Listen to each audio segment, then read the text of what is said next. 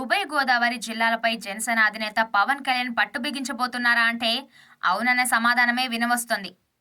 ఏపీలో ఏ పార్టీ విజయం సాధించాలన్నా ఈ ఉభయ గోదావరి జిల్లాల చలవ తప్పనిసరి. ఇక్కడ జనసేన పార్టీకి మంచి పట్టుంది.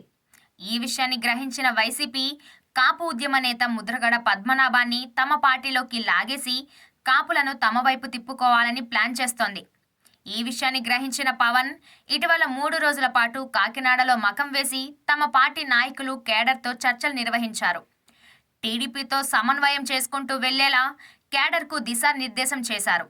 అంతేకాకుండా మళ్లీ 3 రోజుల పాటు పార్టీ ఇంటర్నల్ మీటింగ్స్ నిర్వహించాలని పవన్ భావిస్తున్నారు. గత 15 రోజుల వ్యవధిలో తన సమయాన్ని ఎక్కువగా పవన్ కళ్యాణ్ కాకినాడలోనే గడిపారు. పవన్ ఈసారి కాకినాడ నుంచి పోటీ చేస్తారని పెద్ద ఎత్తున ప్రచారం అయితే జరుగుతోంది. దీనికి కారణం ఆయన వరుస సమావేశాలు నిర్వహించడమే కావచ్చు. పైగా ఆయన తన మఖంను కాకినాడకు మార్చుతారని కూడా టాక్. తూర్పు గోదావరి జిల్లాలో కాపు సామాజిక వర్గం ఎక్కువ కాబట్టి వారంతా జనసేనకి సపోర్ట్గా ఉన్నారు.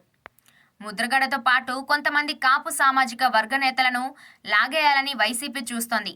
ఈ క్రమంలో తాను కాకినాడలో ఉంటే మంచిదని పవన్ భావిస్తున్నారట.